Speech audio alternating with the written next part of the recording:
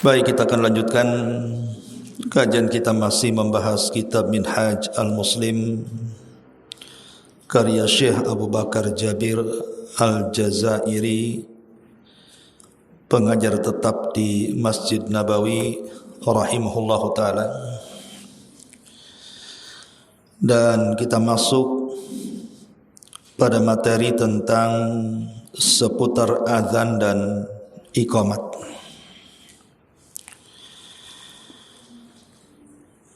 Bicara tentang azan, azan adalah salah satu dari syiar Islam. Dan siapapun yang mengagungkan syiar daripada syiar Islam, maka itu menunjukkan ketakwaan dalam hatinya. Sebagaimana Allah mengatakan, "Dzalika wa man yu'azzim sya'airallah fa innaha min taqwal qulub." Begitulah siapapun yang mengagungkan syiar dari syiar Allah, maka itu bagian daripada ketakwaan dalam hatinya. Di periode Mekah, azan ini belum disyariatkan, karena solat sendiri disyariatkan secara khusus 5 waktu itu 1 tahun sebelum hijrah, pada peristiwa yang dikenal dengan Isra dan Mi'raj. Ketika Nabi SAW hijrah bersama para sahabat, kemudian sudah menetap di kota Madinah dan sudah membangun 2 masjid. Pertama Masjid Quba, kemudian disusul dengan Masjid Nabawi. Maka saat itu para sahabat Nabi SAW apabila melaksanakan salat jamaah, maka tidak ada satupun alamat yang menunjukkan bahwa waktu tertentu melaksanakan salat tertentu. Mereka hanya melihat matahari saja. Kalau sudah waktunya salat zuhur, ya datang ke masjid. Sehingga mempersulit para sahabat Nabi SAW, terutama yang bekerja di ladang, di pasar, dan di tempat-tempat tertentu. Terkadang sebagian mereka masbuk. Dari sini kemudian Nabi SAW berniat untuk mengumpulkan manusia dalam setiap salat 5 waktu. Bagaimana caranya?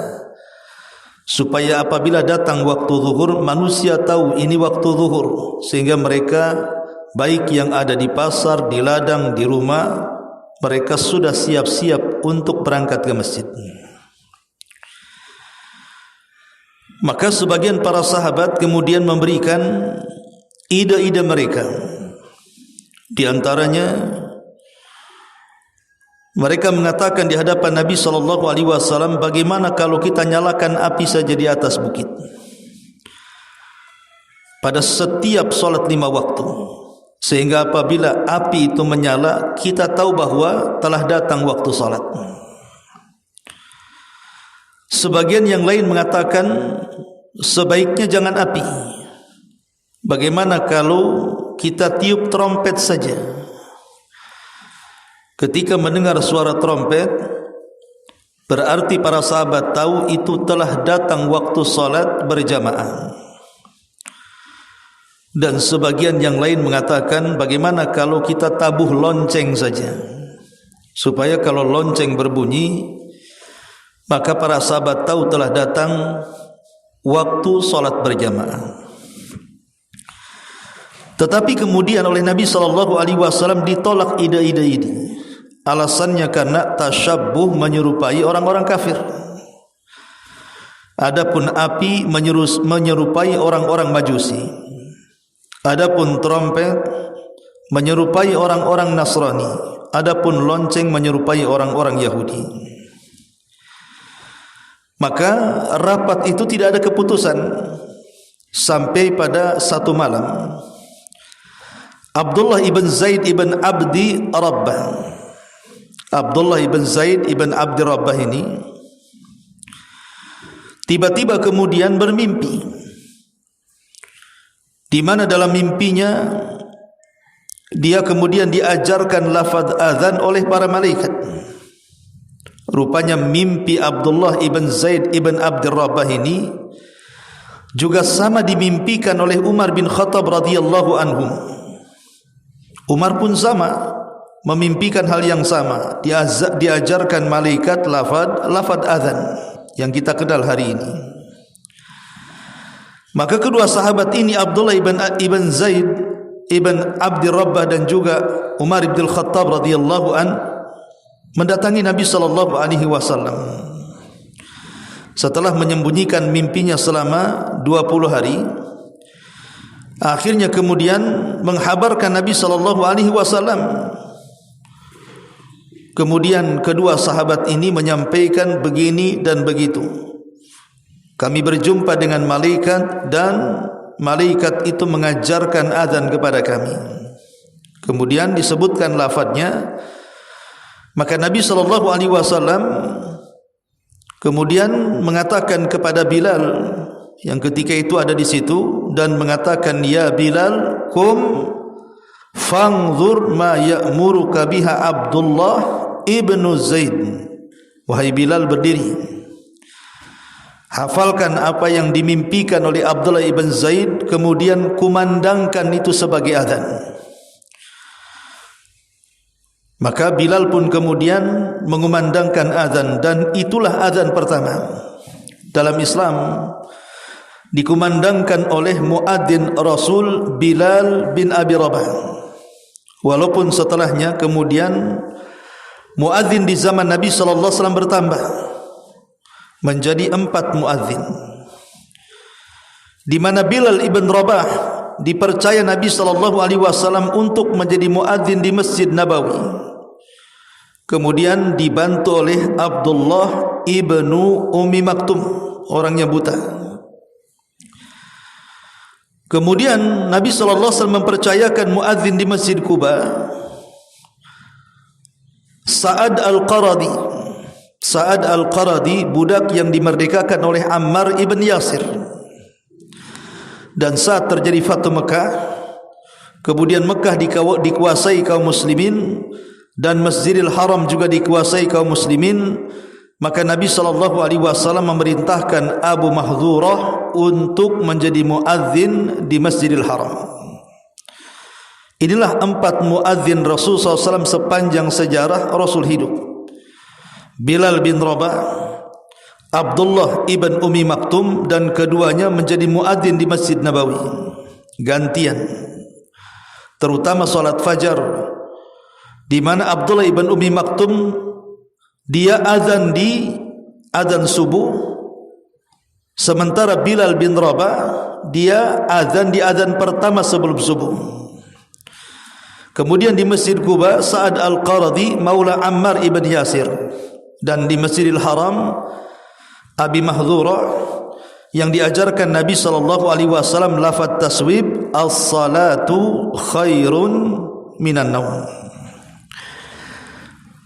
Ma'asyiral muslimat yang dimuliakan Allah Subhanahu wa taala, ini sejarah sampai disyariatkannya azan kepada kita. Adapun keutamaan daripada azan sendiri luar biasa. Jadi banyak pahala yang akan didapat bagi seorang muadzin. Di antaranya adalah hadis Abi Hurairah radhiyallahu anhu. Kata Nabi sallallahu alaihi wasallam, "Lau ya'lamun nasu ma fin nida'i was-saffil awwali thumma lam yajidu illa an yastahimu alaihi lastahamu walau ya'lamuna fi tahjiri lastabaqu ilaihi walau ya'lamuna ma fil atamati was-subhi la atauhuma walau habwan." Syahidnya di sini, seandainya manusia tahu pahala yang besar dalam panggilan azan, dan berada di saf pertama dalam salat dan mereka tidak sanggup untuk melakukannya kecuali harus mengundi dengan sesuatu, maka mereka siap untuk mengundinya. Di sini Nabi SAW mengatakan kalau sekiranya manusia tahu pahala besar dalam panggilan azan itu, menunjukkan bahwa kalau panggilannya saja bagi orang yang mendatangi itu memiliki pahala besar, bagaimana yang memanggilnya? Siapa mereka? Para muadzin. Tentu pahalanya lebih besar lagi. Ini yang pertama. Yang kedua, bahwa para muadzin itu mendapatkan pahala sebanyak orang yang dipanggilnya. Kalau seandainya seseorang itu menjadi muadzin di salah satu masjid, kemudian datanglah 100 orang atau 200 orang dan salat di masjid itu, maka muadzin akan mendapatkan pahala sebanyak yang dipanggilnya, artinya sebanyak yang salat di dalam masjid itu. Dan itu berdasarkan hadis yang dikeluarkan di dalam Al-Awsat li Tabrani dan disahihkan oleh Syekh Albani dari hadis Umamah radhiyallahu an, Rasul mengatakan al-muadzin yughfaru lahu mada sautihi wa ajruhu mithla ajri man shalla ma'ahu. Seorang muadzin akan diampuni dosanya sejauh suaranya dan pahalanya seperti pahala orang yang salat bersamanya. Di sini kata Rasul, dan pahala muadzin itu adalah mendapatkan pahala seperti orang yang solat bersamanya. Berapa jumlah orang yang solat, segitulah dia dapat pahala. Bayangkan bu, muadzin itu kan 5 kali dia mengumandangkan azan, zuhur, asar, maghrib, isya, subuh.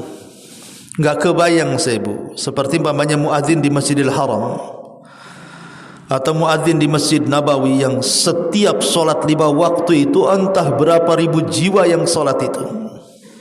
Berapa pahala yang ia dapatkan? Okelah tidak di Masjidil Haram atau Masjid Nabawi, kita di masjid-masjid di Batam ini sajalah. Kalau sekiranya mungkin zuhur 1 saf, nanti asar 1 saf, maghrib sampai 3 atau 5 saf, isya juga sama, kemudian subuh, itu setiap hari bu. Kalikan saja jumlah orang yang solat zuhur, asar, maghrib, isya, subuh. Sementara muadzin itu ada yang azan sampai 10 tahun, ada yang azan sampai 20 tahun, ada yang sampai meninggal jadi muadzin. Coba berapa pahala yang ia dapat itu. Makanya ibu kalau punya suami atau punya anak laki-laki dan dia tidak punya keahlian kecuali azan, suruh azan. Mungkin jadi imam dia kurang banyak hafalannya. Kalau muadzin itu kan masih itu saja yang dibaca, paling dibaguskan aja suaranya. Kemudian yang ketiga, muadzin ini akan diampuni dosanya sejauh suara yang ia lantangkan dalam azannya. Kata Nabi SAW dalam hadis yang dikeluarkan Imam Nasai, yang disahihkan oleh Albani dari hadis Bara bin Azib radhiyallahu an, Nabi SAW bersabda, innallaha wa malaikatahu yusalluna ala safil muqaddam wal muadzin yughfaru lahu mada sautihi wa yusaddaquhu man sami'ahu wa yusaddiquhu man sami'ahu min ratbin wa yabisin wa lahu mithlu ajri man shalla ma'ahu. Kata Nabi SAW,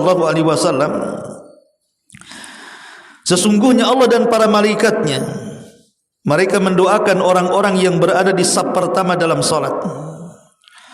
Adapun para muadzin, maka akan diampuni baginya dosa-dosanya sejauh kelantangan suaranya saat azan, dan akan membenarkannya setiap makhluk yang mendengarnya, baik yang basah ataupun yang kering, dan dia mendapatkan pahala seperti jumlah orang yang salat bersamanya.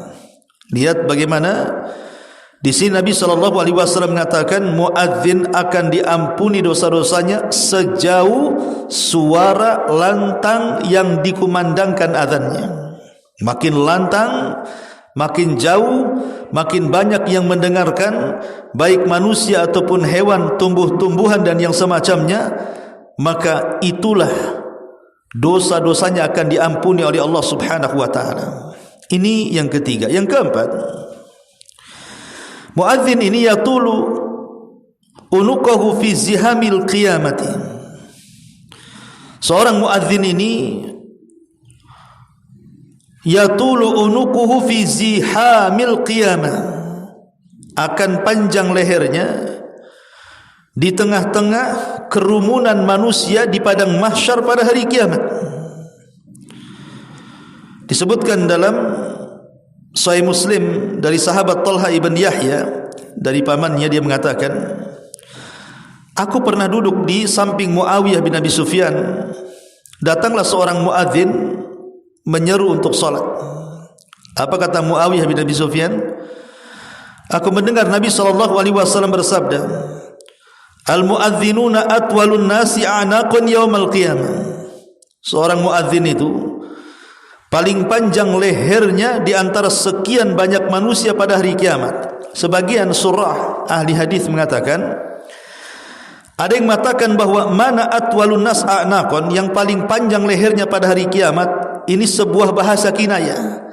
Artinya seorang muadzin itu akan diangkat tinggi derajatnya di tengah-tengah keramaian manusia di padang mahsyar. Tapi juga ada yang memahami secara zahirnya, panjang leher ya panjang leher, maksudnya ya panjang kayak jerapah gitu, Bu. Apa fungsinya? Supaya tidak tenggelam dengan keringatnya. Karena nanti ketika matahari didekatkan, keringat itu tidak akan terhenti bercucuran. Kalau di dunia saja kita sedang disengat oleh matahari kan, Bu, kan keringatan kita ini. Ya, kadang-kadang keringat ini bercucuran dari sekujur badan kita. Tapi kan tidak selamanya. Kita tidak akan tahan 1 jam 2 jam, pasti kita akan berteduh. Tapi di akhirat berteduh dari apa?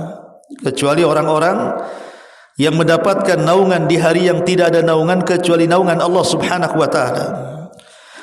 Lah, para muadzin ini dipanjangkan lehernya supaya diselamatkan dari keringat yang bisa saja kemudian menenggelamkan orang-orang yang berkeringat. Ini yang keempat. Kemudian yang kelima, jadi setiap orang yang mendengarkan azan, setiap orang yang mendengarkan azan, maka dia akan menyaksikan keutamaan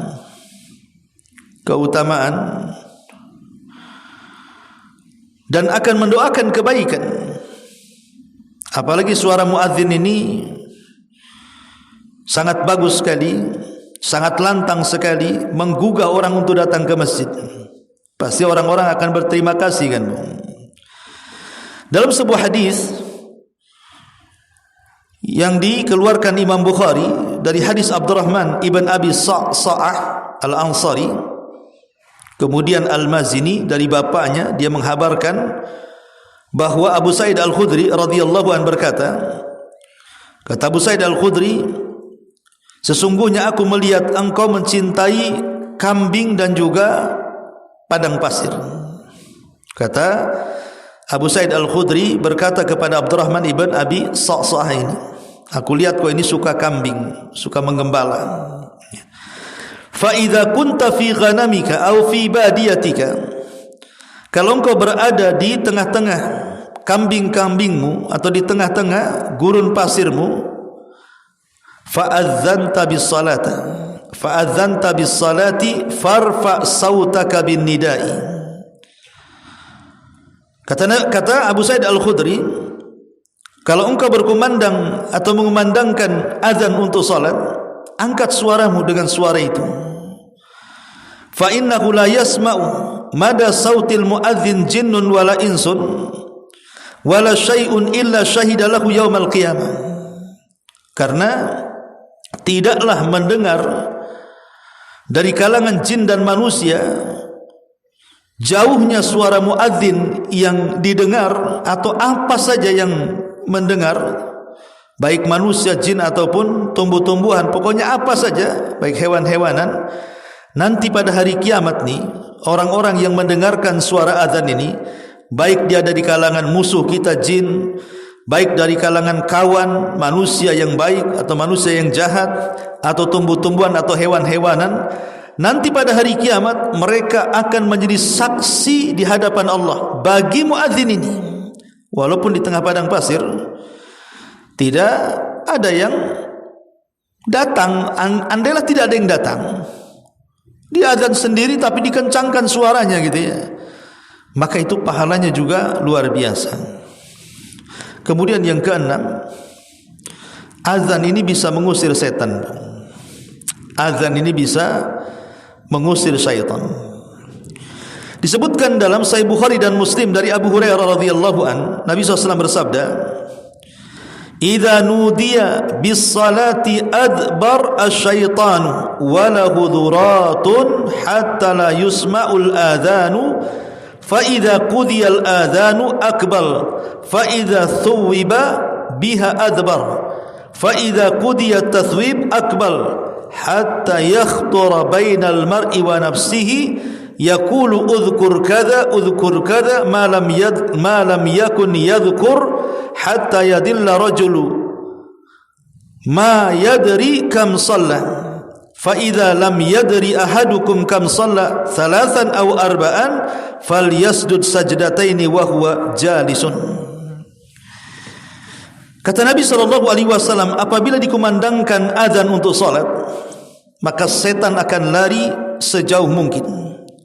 Saking ketakutannya setan dengan suara azan sampai terkentut-kentut, sehingga apabila kemudian azan sudah tidak didengar lagi, sudah selesai muadzin ini mengumandangkan azan, maka setan akan balik lagi untuk mengganggu orang salat. Dan apabila seorang muadzin mengumandangkan iqamah untuk salat, maka setan lari lagi. Dan apabila selesai iqamat dan siap untuk salat, setan datang lagi sampai setan mengganggu pemikiran orang yang salat ini dan membisikkan dalam hatinya, ingatlah ini, ingatlah itu. Sesuatu yang tidak ingat terkadang jadi ingat dalam salat, sampai akhirnya ketika kemudian dia berpikir tentang barang yang diingatnya dalam salat, akhirnya dia lupa salat berapa rakaat, apakah 3 rakaat ataukah 4 rakaat. Maka Rasul mengatakan, kalau seandainya salah seorang kemudian lupa apakah dia 3 atau 4 rakaat, maka sujudlah dengan 2 kali sujud, maksudnya sujud sahwi, dan dia dalam posisi duduk.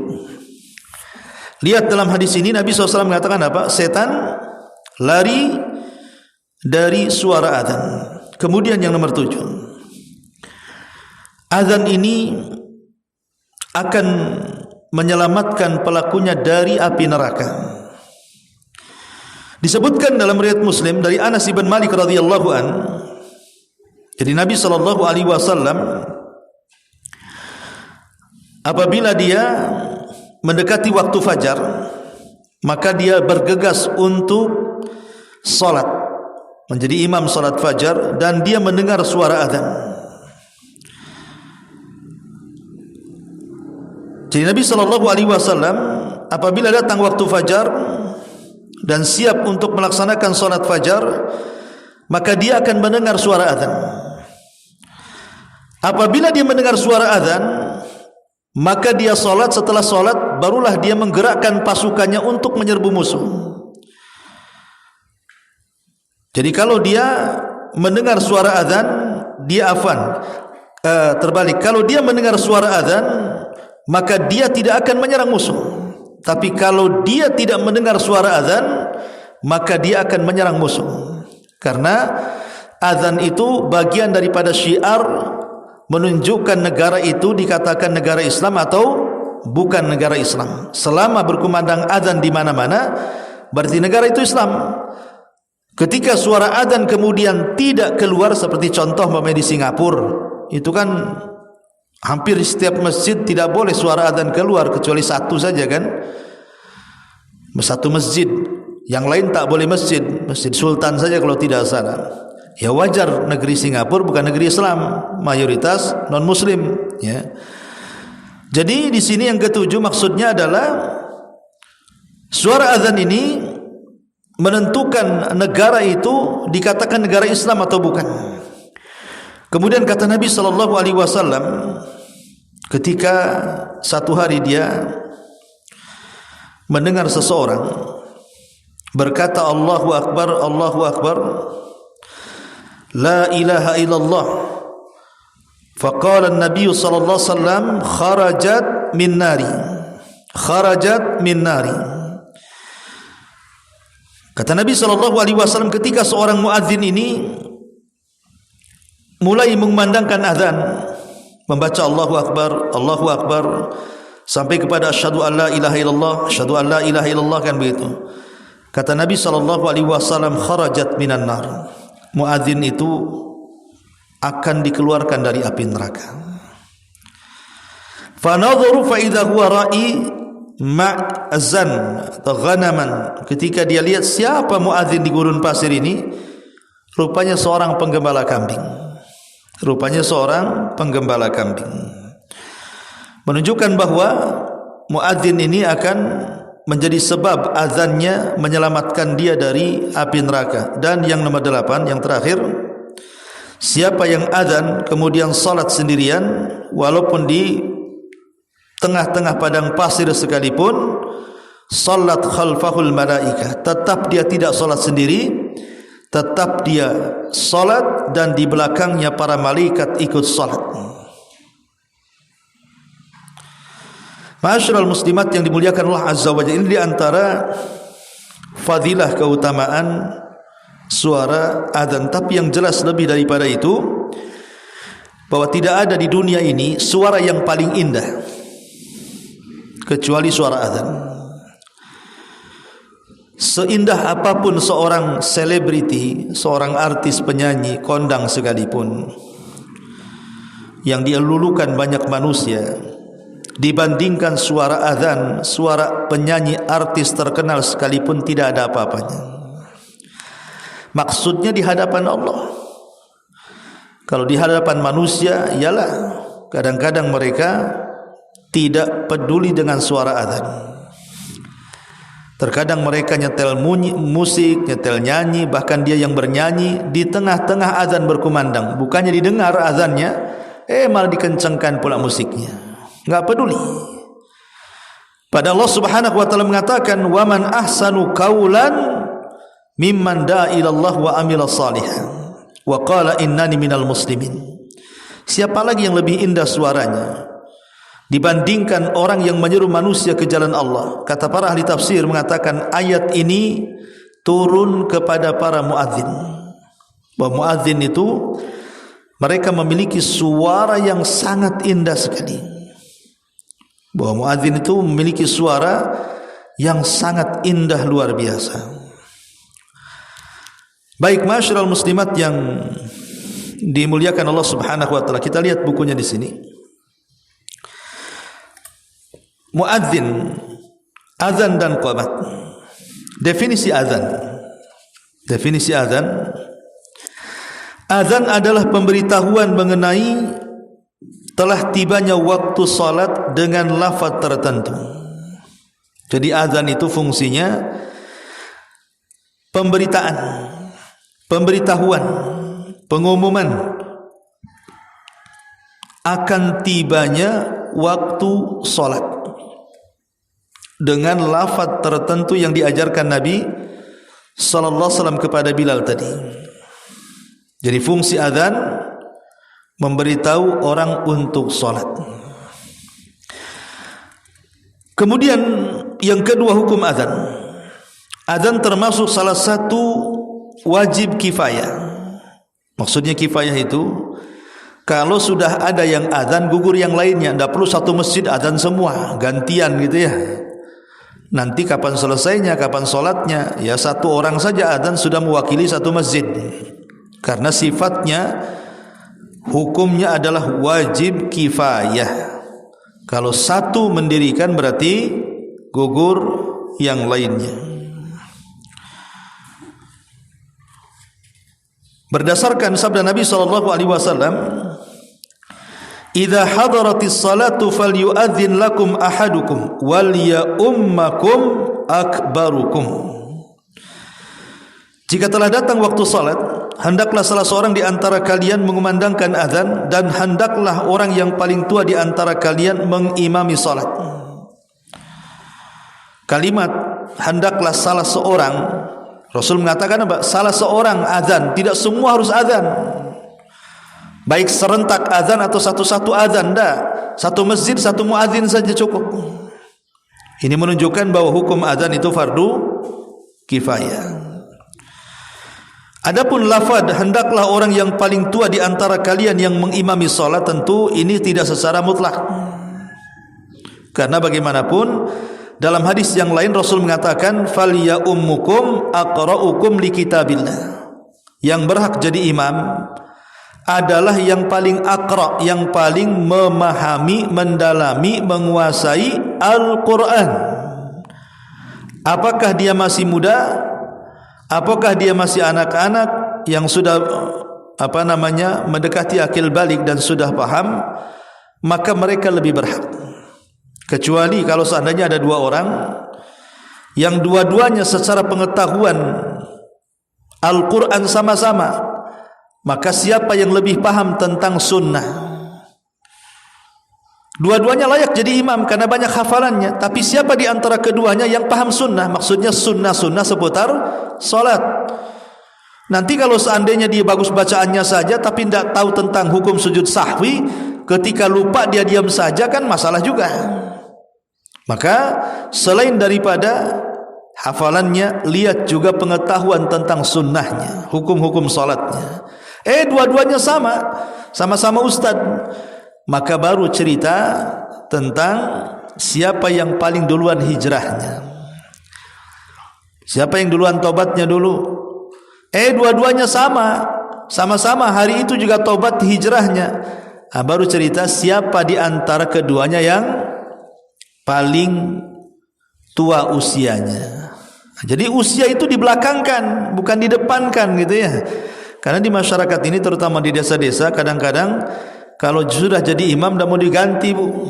Padahal di makmumnya itu ada yang jauh lebih baik secara bacaan, secara ilmu pengetahuan agama, tapi karena takut hilang pamornya, kadang sudah menjadi imam tetap, akhirnya enggak mau diganti.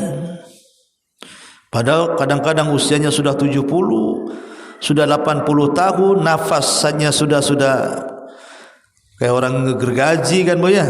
Nafasnya dah susah. Suaranya saja sudah grebek, enggak jelas. Tapi kadang-kadang tetap aja mau jadi imam dia. Jadi usia itu sebenarnya paling akhir. Ya. Baik, kemudian yang ketiga, lafaz azan. Adapun lafaz azan sebagaimana yang diajarkan Nabi SAW kepada Abi Mahdhurah, imam yang menjadi muadzin Masjidil Haram. Allahu Akbar, Allahu Akbar. Allah Maha Besar, Allah Maha Besar.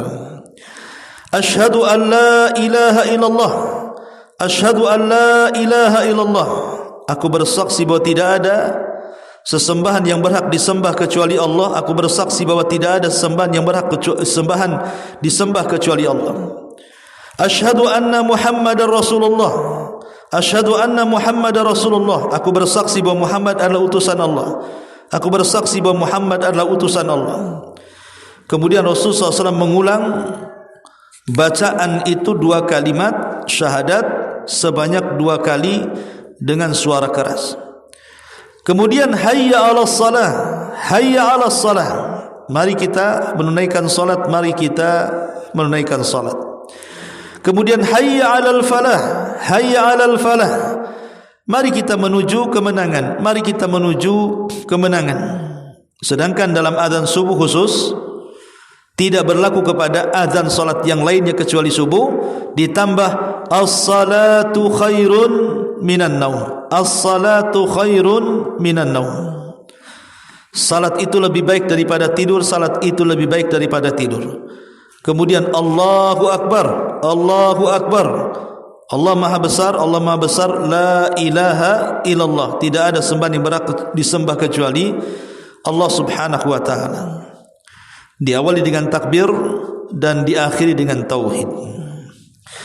Abu Mahdhurah menuturkan, Nabi mengajariku azan sebagai berikut: Allahu akbar, Allahu akbar, Allahu akbar, Allahu akbar, asyhadu an la ilaha illallah, asyhadu an la ilaha illallah, asyhadu anna Muhammadar Rasulullah, asyhadu anna Muhammadar Rasulullah. Jadi Abi Mahdhurah radhiyallahu anhu juga mengatakan Nabi SAW mengajarkan azan seperti itu. Kemudian beliau mengulangi bacaannya lagi seraya, dibalikan lagi, asyhadu an la ilaha illallah, asyhadu an la ilaha illallah, asyhadu anna Muhammadar Rasulullah, asyhadu anna Muhammadan Rasulullah. Jadi ulang lagi. Kemudian baru hayya 'alas shalah, hayya 'alas shalah, hayya 'alal falah, hayya 'alal falah.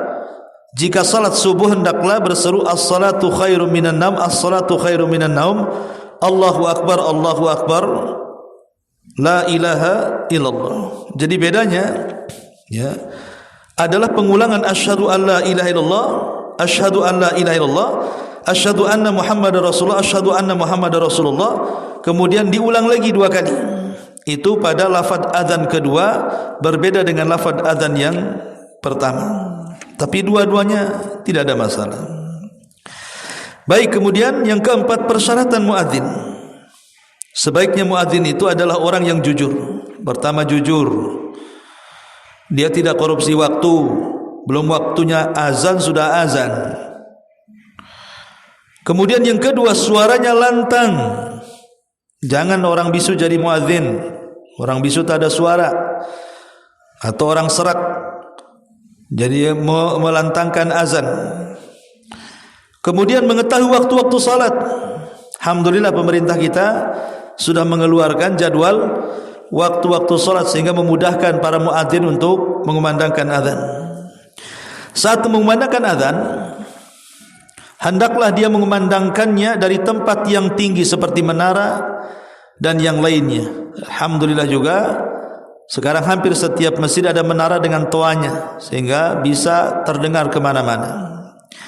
Hendaklah ia memasukkan kedua telunjuknya pada lubang kedua telinganya sambil menoleh ke kiri dan ke kanan supaya suaranya sampai ke arah kiri dan ke arah kanan. Ini kemudian hendaklah dia tidak mengambil bayaran atas azannya kecuali dari Baitul Mal, maksudnya kas negara, atau dari wakaf. Nah, ini juga bab tentang seputar azan. Kemudian yang B, masuk pada iqamah. Hukum iqamah merupakan salah satu perbuatan sunnah yang sangat dianjurkan pada tiap-tiap salat wajib yang 5 waktu. Baik yang dilakukan pada waktunya atau yang tertinggal. Berdasarkan sabda Rasul, ma min thalathin fi qaryatin wala badwin la tuqamu fihimus salatu illa qad istahwadha alaihimus syaitan fa alayka bil jama'ati fa innama ya'kulu dhibu minal ghanamil qasiyah. Tidak ada seorang di satu kampung atau daerah pedalaman yang mereka tidak mendirikan salat berjamaah di dalamnya, melainkan setan akan menguasai mereka. Karena itu hendaklah kamu selalu mendirikan salat berjamaah, karena serigala itu hanya akan menerkam kambing yang sendirian. Jadi sini iqamah ini salah satu perbuatan. Jadi tidak mesti tepat waktu kalau iqamah itu, ya. Umpamanya seseorang datang ke masjid jam 2, kan dah lewat zuhur, lewat juga asar belum sampai, zuhur sudah lewat, maksudnya jamaahnya. Sementara kita berdua masuk ke masjid, maka tidak mengapa kemudian seorang tanpa harus azan cukup qomat saja, karena qomat itu bisa dilakukan pada waktunya atau yang tertinggal waktu jamaahnya.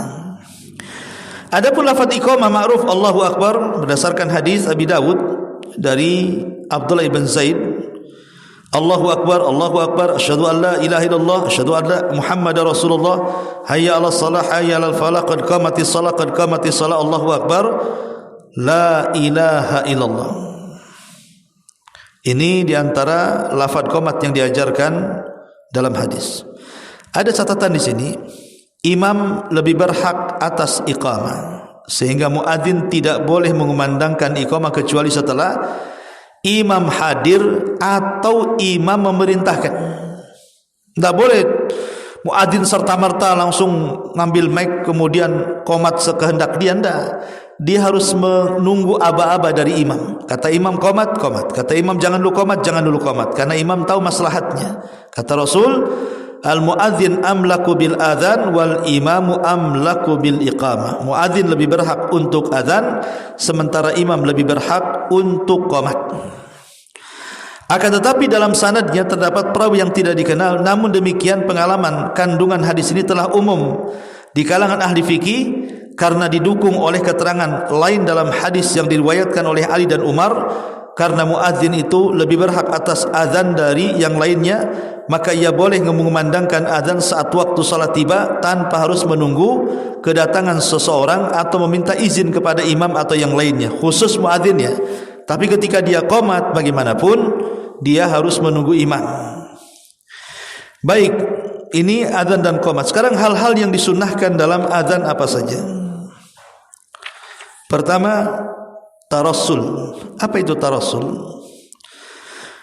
Maksudnya jangan terburu-buru ketika azan. Santai saja, slow saja, tidak perlu terburu-buru.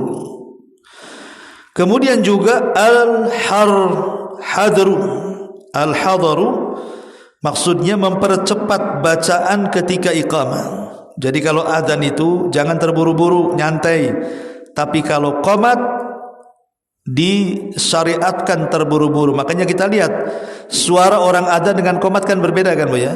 Kalau suara adzan itu kan lambat, panjang, kadang-kadang dilanggamkan. Tapi suara qomat itu biasa-biasa saja. Walaupun suaranya indah ya tetap saja Allahu Akbar, Allahu Akbar, syahadu an la ilaha illallah, syahadu an la ilaha illallah, syahadu anna Muhammad Rasulullah, begitu kan. Dia tidak harus dilambatin, bahkan dianjurkan untuk dicepatkan.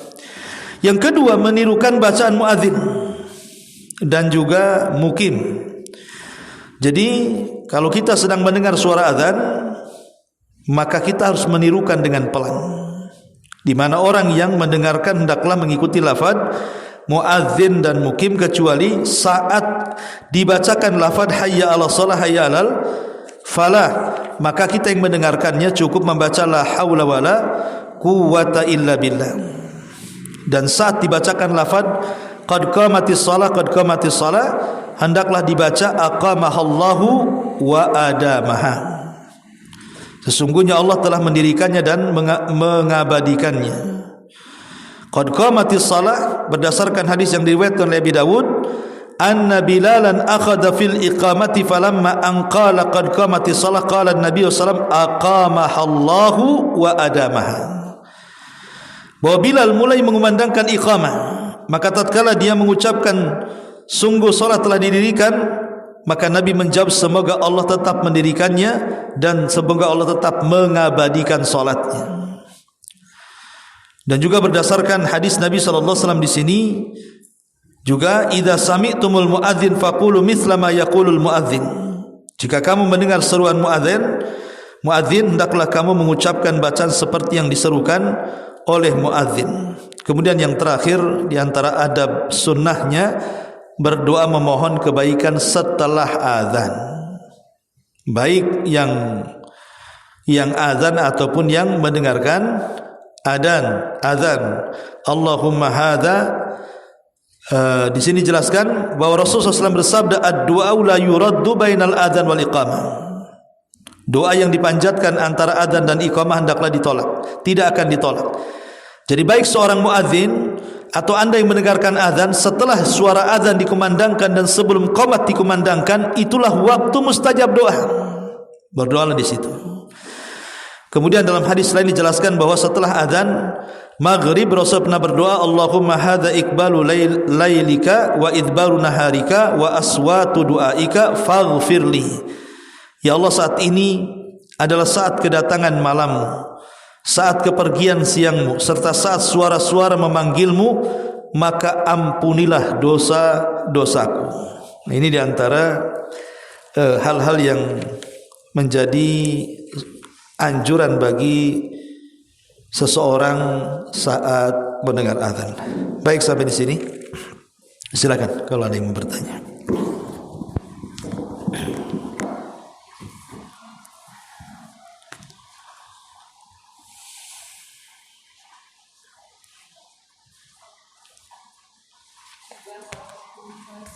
Iya. Waalaikumsalam warahmatullahi wabarakatuh.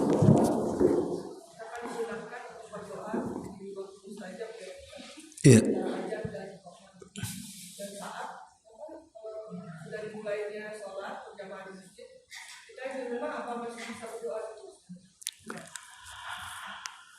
Iya. Waktu yang sangat mustajab itu salah satunya adalah setelah azan dan sebelum qomat. Dan azan dan qomat itu ditentukan oleh suara yang ada di masjid. Jadi jeda mustajab doa itu ditentukan dengan suara azan dan qomat yang ada di masjid. Karena kita tahu bahwa orang-orang yang sholat di masjid tentu mereka tepat waktu. Mereka pasti tepat waktu. Karena kalau tidak tepat waktu, orang yang datang ke masjid bukan 1-2 orang, kadang-kadang ratusan orang, tentu akan dikritikkan gitu. Dan alhamdulillah rata-rata di negeri kita biasanya saut-sautan azan itu. Yang ini azan, nanti beberapa detik sebelah sana azan, beberapa detik sebelah sana azan. Ya seolah-olah memang sudah tahu memang datang waktu sholat. Kemudian lama enggak kedengaran, baru dengar qomatnya. Jadi itulah jedanya di situ. Maka sama juga wanita-wanita yang di rumah sholat, kapan doa bainal adzanaini di antara dua adzan itu mustajab? Bagi wanita cukup mendengarkan suara adzan yang ada di masjid dan suara qomat yang ada di masjid. Maka jeda di antara keduanya, disitulah tempat berdoa yang mustajab. Wallahu a'lam.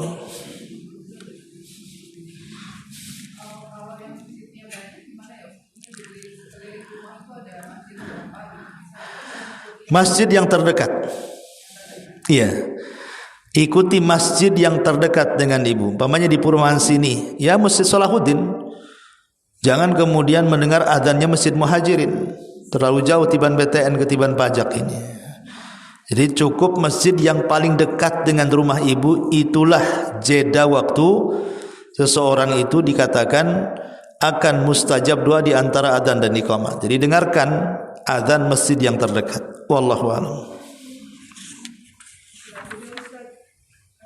Dari tema yang kemarin, kalau jemaah yang masbuk itu cetakan masbuk ketinggalan takbir atau ketinggalan rukuk? Masbuk itu, bismillahirrahmanirrahim, masbuk itu artinya salat orang yang telat mendapatkan takbiratul ihram. Kalau dia tidak mendapatkan takbiratul ihram, berarti dia dikatakan masbuk. Tapi kalau dia mendapatkan takbiratul ihram, berarti dia tepat waktu. Ya. Masbuk itu artinya orang yang ketinggalan. Ya, ketinggalan itu bisa ketinggalan rakaat, bisa ketinggalan takbiratul ihram, walaupun dia tetap dapat 1 rakaat, tapi kan dia tidak mendapatkan Fatihahnya atau tidak mendapatkan bacaan suratnya, tahu-tahu dapat rukunya saja umpamanya kan. Jadi orang masbuk itu orang yang tidak mendapatkan takbiratul ihram bagi imam. Wallahu a'lam.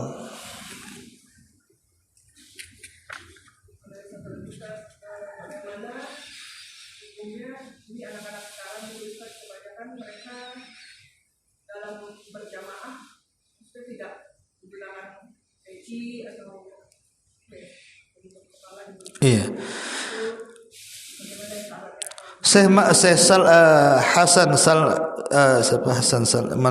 Murid Syekh Albani rahimahullahu taala, Syekh Hasan Salman hafizahullahu taala, dia menyebutkan dalam kitabnya Akhtaul Musallin